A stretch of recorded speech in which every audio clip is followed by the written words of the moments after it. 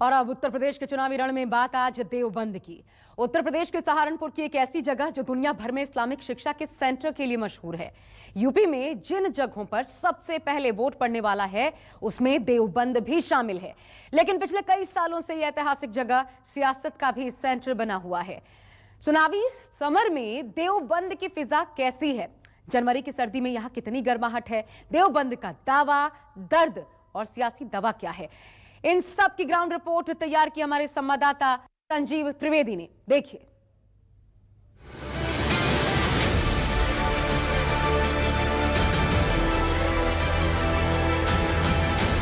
जब हम हर सितम को आज़ाए महबूब समझ के चुप थे, अरे अब उठेगी हम पर जो ईंट कोई तो पत्थर उसका जवाब। न हिंदू बदला है न मुसलमान बदला है, सब एक जैसे हैं, सिर्फ सियासत का अंदाज बदला है। बीजेपी से ज्यादा खतरनाक ये कांग्रेस है, ये बसपा है, ये सपा है।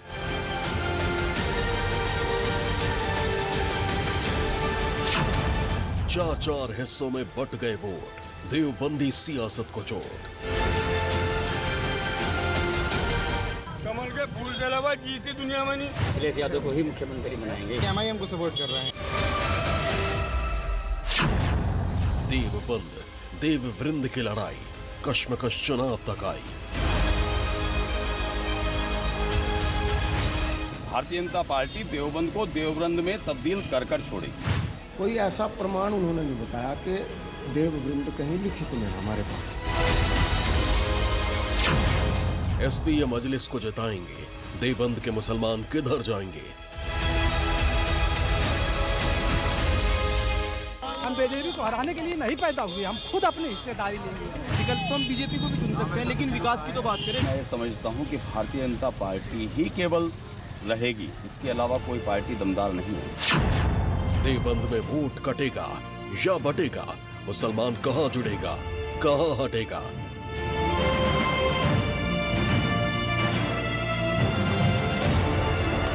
अब ध्रुवीकरण ये हुआ, अखिलेश भाइयों के दिमागों पर पर्दा ऐसे डाल दिया जैसे मुजफ्फरनगर में कोई टिकट ही नहीं, मुस्लिम टिकट। पिछली बार हमारे मुसलमान 2-3 खड़े हो गए थे, उनको हमने कोई इधर बट गया, कोई इधर बट गया, अब के बढ़ने वाले। त्रिपुर सुंदरी से दारुल उलूम, कौन जीत रहा कर लो मालूम।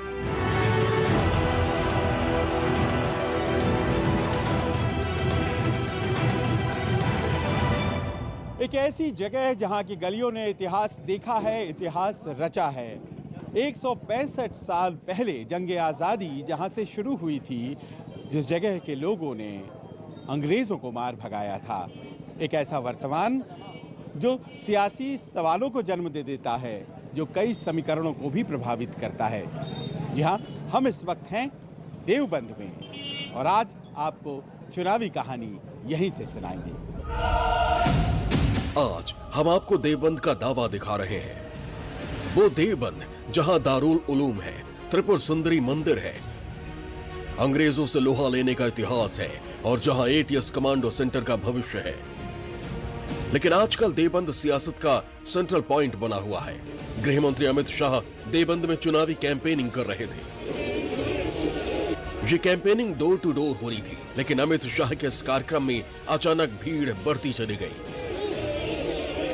कोरोना को देखते हुए चुनाव आयोग की गाइडलाइंस आड़े आ गई और अमित शाह को अपना दौरा बीच में ही रोकना पड़ा।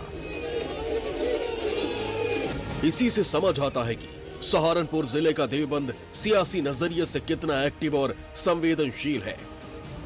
अब इसी देवबंद से सबसे गहरी ग्राउंड रिपोर्ट देखिए।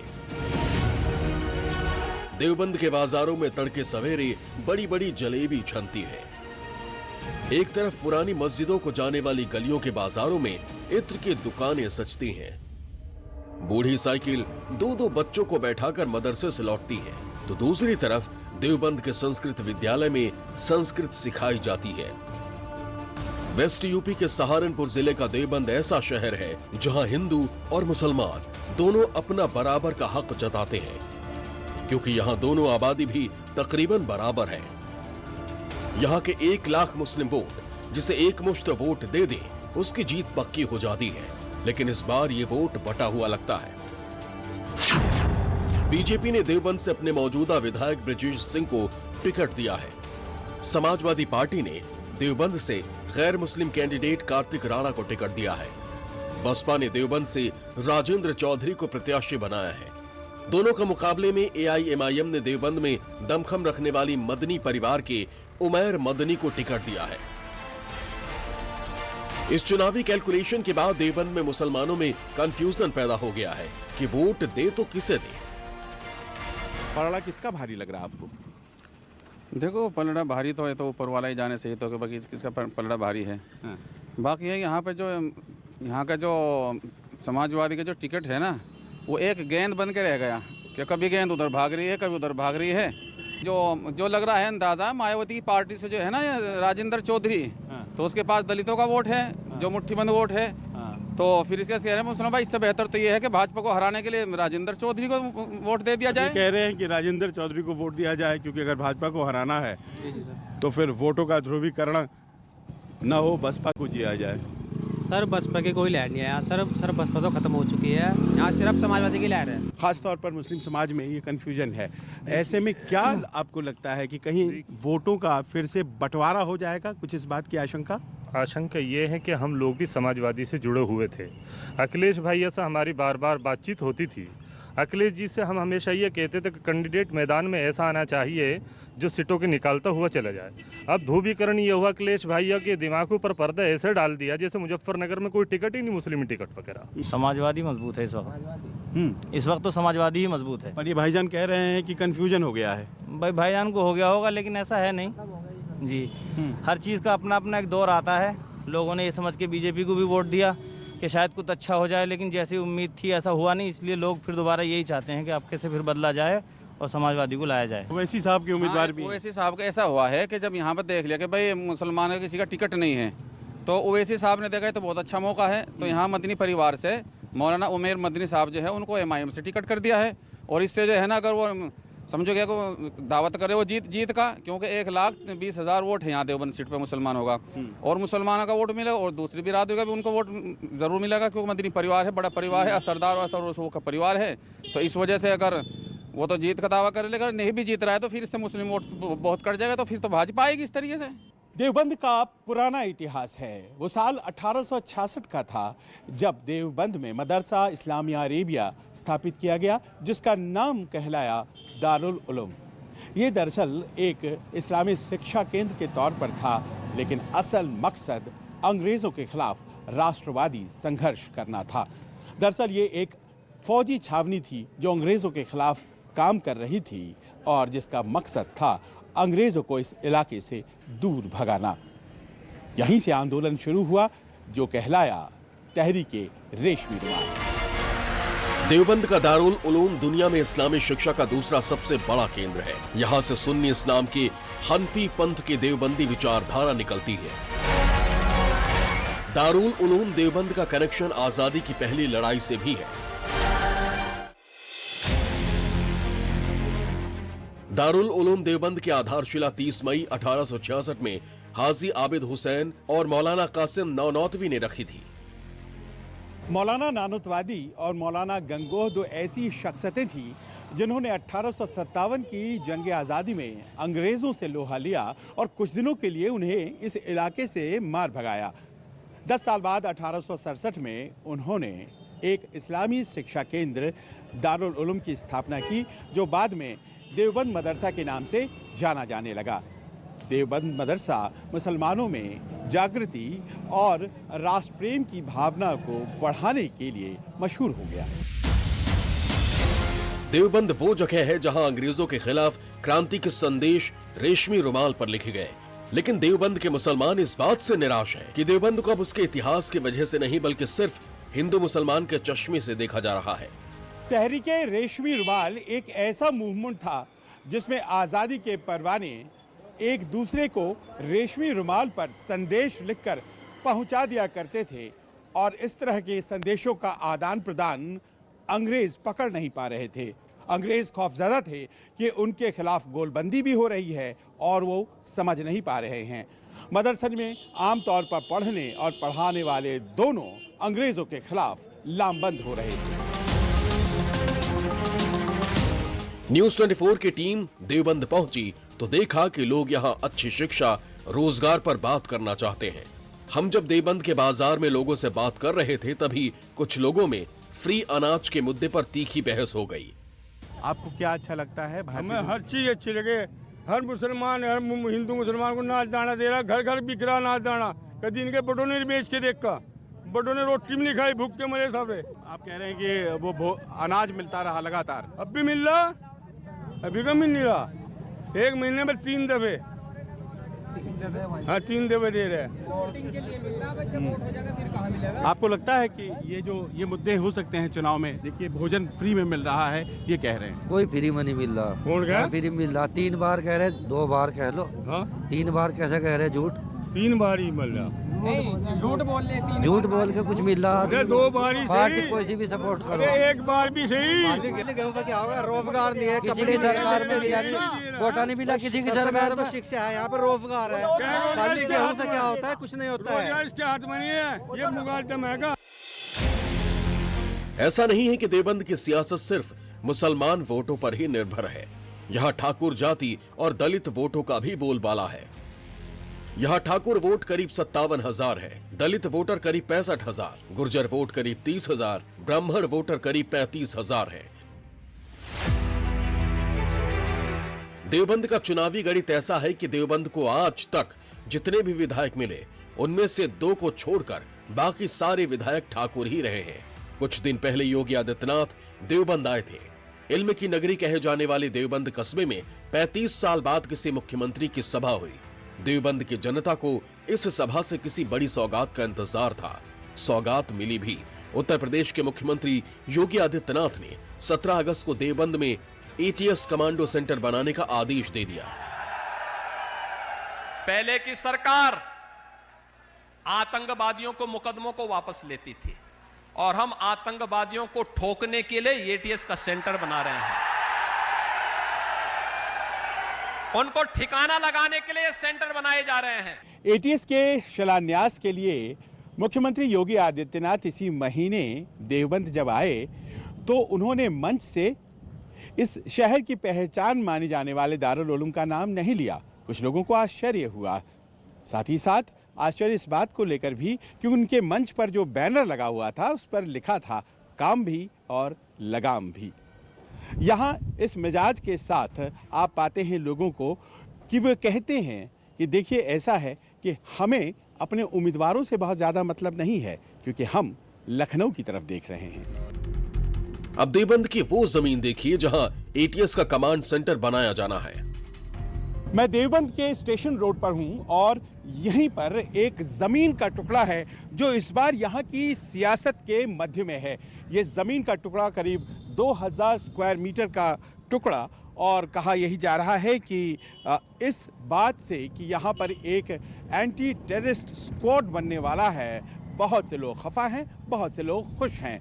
इस anti terrorist squad training centre की बात यहाँ रखी योगी आदित्यनाथ ने जब वो 4 जनवरी को यहाँ आए थे और उन्होंने कहा 56 कमांडो हमेशा तैनात मिलेंगे यहाँ जो किसी भी आतंकी को ख़त्म करने के लिए हमेशा मुस्तैद रहेंगे। इसके अलावा करीब 150 लोगों को यानी कि कमांडोज यहाँ पर ट्रेन किए जाएंगे।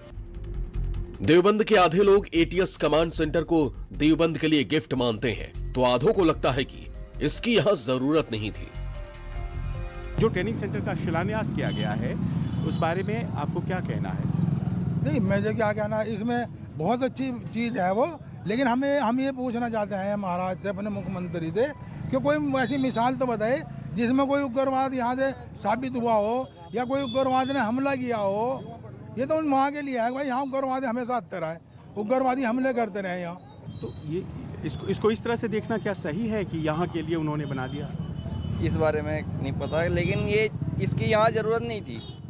अगर इतना पैसा, अगर इस सेंटर को बनाने के लिए जितना पैसा लगाया जा रहा है, इस पैसे को अगर फैक्ट्री बनाने में लगाते तो कितने लोगों को रोजगार मिलता। ये तो एक काम का कट्टा रच रखा है, मतलब वो बना दो, एक मुद्दा पब्लिक का ध्यान भटका जा रहा है यहाँ से। इन चीज़ों की जरूरत नहीं है, सबसे ज़्यादा चीज़ों की जरूरत है रोजगार की, नौकरी की, इन चीज़ों को होनी चाहिए। देवबंद में एक और बड़ा मुद्दा है भारतीय जनता पार्टी के इरादों में देवबंद का नाम बदलकर देववृंद करना शामिल है। देवबंद का नाम देववृंद होने जा रहा है। भारतीय जनता पार्टी देवबंद को देववृंद में तब्दील कर कर छोड़ेगी। जो हमारा प्राचीन नाम है देववृंद है, हमारा ये वैदिक नाम है देववृंद है। नाम बदलने में क्या कहा जाता है? अब मेरा नाम पंडित विशाल शर्मा है, अगर मुझे कुछ लोग पंडित जी ही कहें तो कोई इसमें हर्ज तो है नहीं। अगर देवबंद को हम लोग देववृंद कर देते हैं तो क्या हर्ज है इसमें? देवबंद के श्रीदेवी कुंड महाविद्यालय के बोर्ड पर भी हमें देवबंद का नाम देववृंद ही दिखा। इस नाम की ऐतिहासिकता जानने के लिए हम संस्कृत महाविद्यालय में पहुंचे। यहाँ जब मैं इस विद्यालय में सेवा में आया सन 1979 में, उस समय हमने यहाँ बोर्ड पे लिखा हुआ देखा देववृंद, श्री देवीकुंड संस्कृत महाविद्यालय देववृंद, परंतु व्यवहार में जो है देवबंद नाम से प्रसिद्ध है और सभी जगह विद्यालय का नाम देवबंद के नाम से ही जाना जाता है। परंतु कोई जब हमारे से पहले जो अध्यापक लोग थे, कोई ऐसा प्रमाण उन्होंने नहीं बताया कि देववृंद कहीं लिखित में है हमारे पास। देवबंद में जो भारतीय जनता पार्टी के समर्थक हैं, उन्हें लगता है कि देवबंद का नाम बदलकर देववृंद रखा जाना चाहिए। उनका कहना है कि ये मांग निराधार नहीं है, क्योंकि मध्यकालीन ग्रंथों में दरअसल देवबंद का नाम देववृंद ही था। लेकिन जो लोग भारतीय जनता पार्टी के समर्थक नहीं हैं, उन्हें लगता है कि इस मांग के पीछे चुनावी एजेंडे को ही बढ़ाया जा रहा है। देवबंद में बीजेपी के विधायक हैं ब्रजेश सिंह। ब्रजेश सिंह एक बार फिर चुनावी मैदान में हैं। अब सुनिए इस चुनाव से उनकी उम्मीदें क्या हैं। व्यक्ति चुनाव मैदान में उतरता है तो वो अपनी रणनीति और अपने रणकौशल के आधार पर उतरता है। सामने वाले की क्या रणनीति है, मेरी अपनी रणनीति है, लेकिन मैं बड़े भरोसे के साथ कहता हूं कि जिस प्रकार हम पिछले चुनाव जीते थे, उससे ज्यादा अंतर से मैं इस चुनाव को जीतूंगा। देवबंद में त्रिपुर बाला सुंदरी देवी का मंदिर है। मंदिर के द्वार पर लगा शिलालेख सदियों पुराना है। दावा ये किया जाता है कि इस शिलालेख में देवबंद का नाम देववृंद लिखा है। हालांकि हम ये समझ नहीं पाए कि ये शिलालेख किस भाषा में है। विजय तो भारतीय जनता पार्टी को मिलेगी। भाई हम तो योगी और मोदी को देख रहे हैं, उसके अलावा हम कोई किसी को नहीं देख रहे। हमें तो योगी और मोदी दिखाई दे रहा है, कमल का फूल।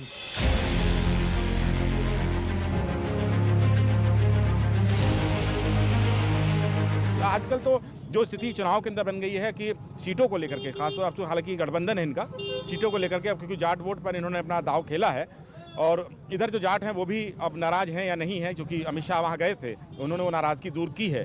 तो कहीं ना कहीं जाट भी अब जो सिस्टम बन रहा है वो आपसी लौटता दिखाई दे रहा है, तो वो भी कहीं ना कहीं बीजेपी का वोट है। और ऐसे में जो मुस्लिम मतदाता है और जो देवबंद की सीट की बात करें, आज ही इस पर बात चल रही थी कि माविया अली लड़ेंगे या लड़ेंगे, तो अभी थोड़ी देर पहले सारी ये क्लियर कर दिया अखिलेश यादव ने मुजफ्फरनगर में कि अब जो टिकट यहाँ से मिला है वो कार्तिकेय राणा को मिला है, वही चुनाव लड़ेंगे।